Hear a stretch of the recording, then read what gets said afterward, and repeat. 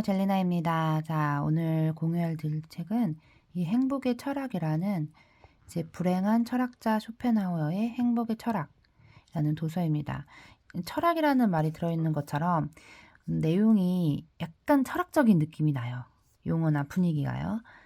그래서 이 행복의 철학이라는 도서는 이제 어떤 삶의 조건을 원칙 한 50가지를 나타내고 있어요. 그래서 조금은 진지한 느낌으로 읽혀지게 됩니다. 삶의 원칙을 50가지를 제시해주고 있습니다. 가장 핵심적으로 말하고 있는 거는 명랑함이에요. 명랑함. 행복한 사람은 밝죠. 그런 명랑함이 있으면 행복하다. 이게 조금 많이 전체적으로 나타내고 있는데, 이게 삶의 원칙 1을 말하면 이제 누구나 이제 행복과 즐거움을 누려보고자 하는 마음이 가득하다 라는 거고요. 원칙 2, 질시를 피하라. 질투 같은 것을 피하라는 거죠. 다른 사람이 그대보다 행복하다는 사실이 고통스럽다면 그대는 결코 행복해질 수 없으리라. 삶 원칙 3, 후천적인 특성은 누구나 가지고 있다라는 거예요. 타고나는 그런 지적 특성이나 경험을 해서 얻어진 특성과는 별개인 또 다른 호전적인 특성이 있다. 이 성격은 세상의 인습을 겪으며 살아가는 동안에 얻게 되는 것들. 그래서 누구나 칭찬하거나 특징이 없다고 흠을 잡을 때가 있는데, 그런 게 바로 이제 후천적 특징이라고 말할 수 있어요. 요거에 대해서는 좀 길게 이렇게 설명이 나와 있습니다. 이 원칙에 대해서는 어떤 것들을 말하는 건지를 제시되고 있어요. 삶의 원칙 4, 욕심과 소유에 관하여. 그러니까 누구나 어떤 것을 가지고 싶은 마음이 들면 그것을 손에 넣고 싶어 애태우죠. 하지만 갖고 싶은 게 없으면 그냥 그 삶의 자체를 만족하며 산다라는 말입니다. 그래서 반면에 다른 사람보다 엄청 많이 100배쯤 많은 소유물을 갖고 있는 사람이라 할지라도 자신이 갖고 싶은 단 한 가지가 없다면 그건 불행하다라고 생각하는 거죠. 삶의 원칙 5. 개개인의 겪은 고통의 양은 각자의 본성에 의해 정해진다. 어떤 사람은 어떤 사건으로도 엄청 심하게 힘들어하고 어떤 사람은 같은 정도의 사건으로도 전혀 힘들어하지 않는다라는 게 개개인에 따라 다르다라는 거죠. 원칙 6. 할 수 있는 일이라면 기꺼이 하고 견뎌야 할 일이라면 기꺼이 견뎌라. 7. 어떤 일을 시작하기 전에는 충분히 심사숙고해라. 8. 자신의 활동 범위를 제한하면 불행에 빼앗기는 것이 적다. 이러한 절제가 기쁨을 가져온다. 9. 현자는 쾌락이 아니라 고통이 없는 상태를 추구한다. 10. 모든 것을 너에게 복종시키고 싶거든 너 자신이 이성에 복종하라. 11.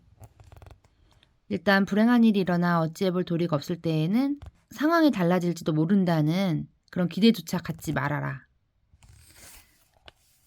그리고 한번 스스로 내린 징벌을 겪어보면 다음번에는 그렇게 하지 않으라고 조심한다. 원칙 12. 신뢰에 관하여 눈에 띄지 않게 행동하고 가능한 한 다른 사람들과는 적은 대화, 그리고 자기 자신과는 많은 대화를 나누는 것만큼 유익한 것은 없다. 자신과 많이 대화를 하는 거죠. 13. 마음이 명랑하다면 그처럼 자신이 명랑하게 지내도 좋은지를 굳이 따지려 하지 말아라. 말하자면 자신이 과연 명랑할 이유가 있는지, 내가 왜 이렇게 즐거운지 그런 걸 생각하지 말아라 라는 겁니다. 14. 삶의 지혜는 대부분 현재와 미래에 대한 주의와 관심의 적절한 균형 상태에서 얻어진다. 15. 온갖 풍상을 겪으면서도 초연함을 잃지 않는 어떤 사람이 있다라고 하자. 여기서 알 수 있는 것은 단 한 가지뿐이다. 그 사람은 살아가면서 겪을 수 있는 재앙들이 얼마나 엄청난 것이고 천태만상인지를 잘 알고 있다. 그리고 불행이 아주 작은 일부에 불과하다고 생각한다. 결론은 깊이 헤아리는 사람은 언제나 초연할 수 있다는 거죠. 삶의 원칙 16. 여기는 고통이 없고 평온한 현재, 견디고 살 수 있을 만한 현재가 세상에서 얻을 수 있는 가장 최선의 것임을 깨달아라. 삶의 원칙 17. 모든 행복과 향락이 부정적인 속성을 지니고 있는 반면 고통은 긍정적인 속성을 지니고 있기 때문에 삶이란 누리기 위해 있는 것이 아니다. 삶이란 행하고 경험하기 위해 있는 것이므로 그냥 그렇게 살아야 한다. 또 이 부분에 대한 내용이 좀 더 길게 풀어져 있고요. 18. 행복과 고통 그리고 희망과 두려움을 좌우하는 모든 것에 대해 환상을 갖지 말아라. 환상을 갖지 말고 무덤무덤 해야 된다는 거예요. 19. 어떤 일이든 소리 높여 환호하거나 깊이 한탄하며 맞이할 일이 아니다. 모든 것은 무상하며 상황은 매 순간 전혀 다른 방향으로 흐를 수 있기 때문이다. 우연히 어떤 사고가 당했는데 그 사고가 나쁘다고 생각하지만 불행하다고 생각하지만 그 일로 인해 만약에 군대를 면제받았거나 좀 표현이 극단적이지만 그런 식으로 갑자기 삶이 불행이라고 생각했는데 그게 불행이 아닐 수도 있고 또 행복이라고 생각했는데 그게 행복이 아닐 수도 있으니까 매 순간 환호하거나 깊이 한탄하며 맞이할 일이 아니라는 거죠. 원칙 20. 말이나 표정으로 분노와 증오를 나타내는 것은 무익하고 위험하고 분별 없고 조야하고 어리석은 일이다. 분노와 증오는 오직 행동으로 보여야 한다. 말이나 표정으로 나타내는 일을 삼가할수록 더 완벽하게 행동으로 보일 수 있다. 21. 우리가 살아가며 겪은 일들은 잘게 찢어진 조각들이다. 원칙 22. 행복한 삶이란 결국 조금이나마 덜 불행한 삶이나 그럭저럭 견딜 만한 삶을 의미할 뿐이다. 그 이상 그 이하도 아니니까 너무 오버하지 말라는 거겠네요. 23. 인간의 삶은 주사의 노래와 같다. 주사의 수는 원하는 대로 나오지 않는다. 우연히 가져다 두는 것으로 더 나은 결과를 만들어낸다. 비슷하다는 거예요. 그래서 삶은 체스와 같다고 할 수 있으니까 어떤 걸 확정하거나 단정짓지 말라는 거네요. 원칙 24. 전반기, 인생 후반기 전반기가 안 좋았다고 후반기가 또 안 좋다고 보장할 수 없고 전반기가 좋다고 후반기가 좋다고 할 수 없고 그래서 확실한 거는 전반기보다 더 좋은 만족스러운 상태를 후반기에는 이룰 수 있기 때문에 또 어느 정도 열망을 갖고 그만큼 살아야 된다. 25. 자, 재산, 건강, 친구, 연인, 아내와 자식 그 밖에 무엇이든 지니고 있던 어떤 것을 만약 빼앗기게 된다면 어떤 눈으로 삶을 바라볼 것인가? 어떤 자세로 살아야 되냐? 이런 것들을 잃어버린다면 어떻게 될까? 이걸 생각하면서 살아야 된다는 겁니다. 감사하게 살아야 되는 거죠. 원칙 26. 소망의 목표를 설정해주고 욕구에 고삐를 메고 분노를 길들이도록 하라. 소망할 가치가 있는 모든 것들 중에서 인간이 얻을 수 있는 것은 극히 적은 일부이다. 반면 피할 수 없는 재앙은 대단히 많다. 분노를 길들일 줄 알아야 됩니다. 27. 우리보다 한결 낫다고 여겨지는 사람들보다는 우리보다 더 심한 공경에 처해 있는 사람들을 바라보면서 현재 내 삶을 만족하라.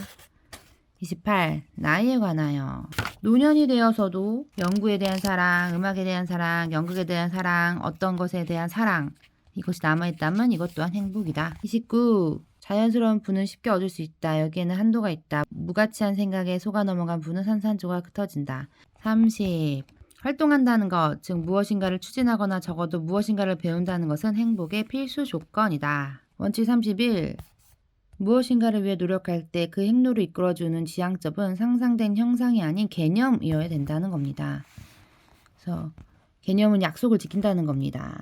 개념은 변함없이 우리를 인도하고 영향을 미친다. 32. 건강해야 된다. 행복은 건강에서 나온다. 33. 현재 눈앞의 상황에서 직관적으로 얻어지는 인상에 지배되지 말고 스스로 그 인상을 지배해라. 34. 우리가 어떤 결정을 내릴 것인지 일찌감치 예측하는 것은 불가능하다. 앞으로 어떤 일이 일어날 것인지 예견하는 건 더욱 불가능하다. 우리가 아는 것은 눈앞의 사건과 현재의 결정에 불과하다. 너무 과거에 못했던 거에 대한 후회나 또 미래에 대한 너무 걱정을 하지 말고 현재에 조금 더 만족하며 현재 살 수 있는 최선을 다해서 살면 좋겠다라는 거겠네요. 원칙 35. 우리가 삶의 계획을 세우면서 가장 빈번하게 거의 필연적으로 간과하는 것은 시간의 흐름에 따라 우리 자신에게 일어날 변화이다. 우리가 깨닫지 못하는 사이에 세월은 그 일 자체를 하는데 기력을 고갈시킨다. 36. 몹시 불행해지지 않기 위한 가장 확실한 방법은 대단히 행복해지지를 갈망하지 않는 것이다. 37. 우리 삶에서 향락은 부정적이며 고통은 긍정적이다. 무쇠한 쪽이 고통이다라는 겁니다. 그래서 이성을 행동의 지침으로 삼고 있는 사람, 자기의 말 한마디가 불러올 미래의 결과를 심사숙고하는 사람은 절제와 금욕을 자주 활용해야 할 것이다. 그러므로 이성은 대체로 까다로운 후원자 역할을 수행하며 끊임없이 체념을 제의한다. 38. 모든 사람은 각자 서로 다른 세계에 살고 있고 그 세계에는 사람 수만큼이나 서로 다른 결과를 가져온다. 즉 어떤 사람인가에 따라 세계는 빈곤하고 공허하고 천박하기도 하고 풍성하고 흥미롭고 의미심장하기도 하다. 사람에 따라서 삶이 행복하고 슬플 수도 있다는 겁니다. 39. 원인이 있으면 결과는 따르게 마련이다. 원인이 있는 것은 존재하지 않을 수 없으며 그러므로 필연적으로 존재한다. 사람들은 필연이라 마지막 규정을 집착했고 필연적이란 것에는 다르게 될 수 없는 것 또는 반대되는 경우가 불가능한 것이라 말해왔다. 40. 우리는 현재에 들어진 우울한 그늘을 어떤 좋은 가능성들에 대한 생각으로 걷어내고자 한다. 41. 뭔가 나쁜 일이 있을 때는 그 나쁜 일이 생기지 않을 수도 있었을 것이란 생각에 말려들지 말아라. 42. 가장 심각하면서도 가장 흔한 어리석음은 삶을 위해 방대한 준비를 하는 것이다. 43. 자연으로부터 풍족하게 공급받은 사람에게는 자기 내면의 불을 누릴 수 있는 자유로운 여가 외에 외부의 어떤 것도 더 이상 필요하지 않다. 여가만 주어진다면 이 사람이야말로 가장 행복한 사람이다. 44. 행복론의 변함없는 주된 진리는 사람의 소유나 명성보다 존재가 훨씬 더 중요하다는 사실이다. 존재가 중요한 거라는 거죠. 45. 좋을 수도 나쁠 수도 있는 일을 겪을 때 퉁명스러운 사람은 그 일이 좋게 끝나도 기뻐하지 않지만 나쁘게 끝나면 화를 낸다. 쾌활한 사람은 그 일이 좋게 끝나면 기뻐하고 나쁘게 끝나도 화를 내지 않는다. 47. 우리가 갖고 있는 것 중에 가장 중요한 한 가지는 또 친구들이다. 또 여기 독특한 점이 있다. 다른 사람을 자기의 친구로 느끼고 있다면 그만큼 그 사람도 자기를 친구로 느끼고 있어야 한다. 48. 행복은 스스로 만족하는 사람의 것이다. 49. 순수 객관적인 관점에서 행복한 삶이란 아예 살지 않는 것보다는 나은 것이라고 할 수 있다. 너무 간단하네요. 원칙 50. 각자의 현실, 즉 각자의 마음에 담긴 현재는 객관과 주관적인 부분으로 이루어져 있다. 그래서 운명은 개선될 수도 있다. 라고 하는 겁니다. 그래서 가장 고귀한 행복은 인격이다. 제 마지막 50가지 원칙을 제시하고요. 또 행복론에 대한 것도 쭉 제시가 되어 있습니다. 이렇게 마지막 부분에 제시가 되어 있습니다. 그리고 추가적인 이런 설명들도 이야기도 나와 있어서 철학책이어가지고 약간은 어려울 수도 있어요. 그래도 의미를 써 와닿지 않는 건 아니니까 한번 약간 머리를 무겁게 한번 행복에 대해서 고민을 해보고 싶다 하면 행복의 철학 이 도서 한번 읽어보시기 바랍니다. 그러면 안녕.